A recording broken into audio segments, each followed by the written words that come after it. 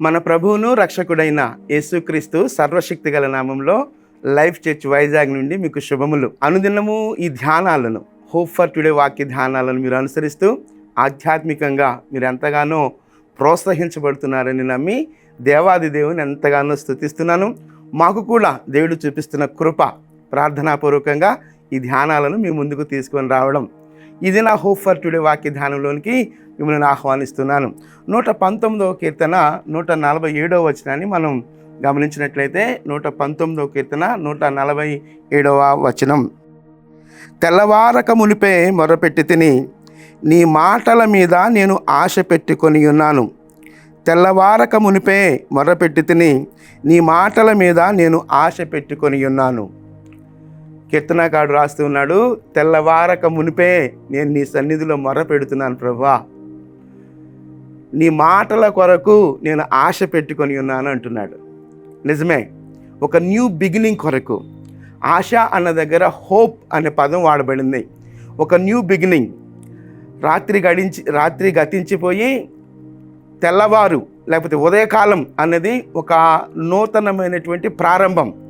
ఆ నూతనమైన ప్రారంభంలో దేవుని ఆలోచన కొరకు, దేవుని మాటల కొరకు, దేవుని నడిపింపు కొరకు, దేవుని ఉద్దేశ నెరవేర్పు కొరకు నేను నీ సన్నిధిలో కనిపెట్టుకుంటున్నాను, ఆశ పెట్టుకుని ఉన్నాను అని కీర్తనకారుడు అంటున్నాడు.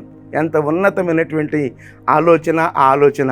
నిజమే, మన జీవితాల్లో కూడా నూతన ప్రారంభం కొరకు, అది దినం కావచ్చు, లేకపోతే అది ఒక కార్యం కావచ్చు, లేకపోతే మరొక ఈవెంట్ కావచ్చు, వాట్ ఎవర్ ఏదైనా కావచ్చు, ఒక నూతన ప్రారంభంలో దేవుని యందు ఆశ కలిగి, దేవుని యందు నిరీక్షణ కలిగి, ఆ నిరీక్షణలో భాగంగా మనం కార్యాన్ని తలపెడితే, నిరీక్షణలో భాగంగా ఆయన మాట కొరకు మనం వేచి ఉంటే మన జీవితాలలో అది చాలా చాలా ధన్యకరమైనటువంటి అనుభవం.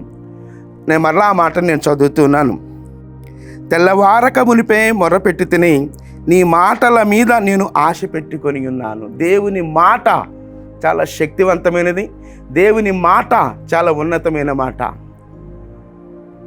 ఒక అధికారి, శతాధిపతి దేవుని దగ్గరకు వచ్చాడు, యేసుక్రీస్తు ప్రభువు దగ్గరకు వచ్చాడు. నా దాసుడు అస్వస్థతగా ఉన్నాడు, నీవు మాట మాత్రం సెలవిచ్చినా నా దాసుడు స్వస్థపడతాడు అని. నా ఇంటికి నీవు రావటానికి నేను అర్హుడను కాదు అని చెప్పి మాట్లాడుతున్న మాటలు.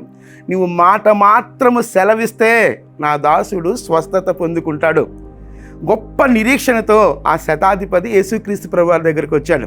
నిజమే, మన జీవితాలలో ఒక ప్రారంభం కావచ్చు, లేకపోతే ఒక నిరీక్షణ కోల్పోయిన పరిస్థితి కావచ్చు, ఒక ఇరుకు కావచ్చు, ఇబ్బంది కావచ్చు, ఎలాంటి పరిస్థితుల నడుమ మనం ఉన్నప్పటికీ ఆయన మాట మన జీవితాల్లో ఒక గొప్ప ప్రోత్సాహాన్ని ఇచ్చేదిగా ఉంది.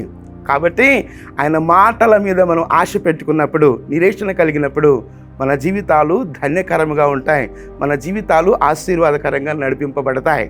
దినదినము ఆయన ఆలోచనల మీద నడిపింపబడగలిగే జీవితాలు చాలా ఆశీర్వాదకరమైన జీవితాలు. కనుక ఆశ పెట్టుకుందాం, దేవుని మాటల కొరకు ఆశ పెట్టుకుందాం. ఎలాంటి పరిస్థితులు గుండా మనం వెళ్తున్నప్పటికీ, దేవా నీ మాట నాకు కావాలి ప్రభువా, నీ అప్రూవల్, నీ ఆమోదం నాకు కావాలి ప్రభువా అని దేవుని సన్నిధిలో మనం ఉంచినట్లయితే, లేకపోతే మొరపెట్టినట్లయితే తప్పక మనలను నడిపించే దేవుడు ఉన్నాడు. కనుక మనం దేవుని సన్నిధిలో సమర్పించుకుందాం. తెల్లవారక మునిపే మొరపెట్టానంటున్నాడు, నీ మాటల మీద నేను ఆశ పెట్టుకొని ఉన్నాను అంటున్నాడు. అట్టి ఆలోచన మనము కలిగి దేవుని సన్నిధిలో నిరీక్షిద్దామా? చిన్న ప్రార్థన చేస్తుండగా నాతో కలిసి ఏకీభవించాలని మనం చేస్తున్నాను. ప్రార్థన. కృప కలిగిన దేవా, దయగలిగిన మా తండ్రి, మీ ఘననామానికి వందనాలు, స్తుతులు, స్తోత్రాలు ప్రభువా.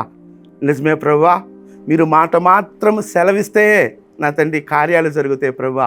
మీ మాటల మీద మేము నిరీక్షణ కలిగి మా జీవితాలను నడిపించుకొనగలిగే కృప మాకు అనుగ్రహించమని వేడుకుంటున్నాం ప్రభువా.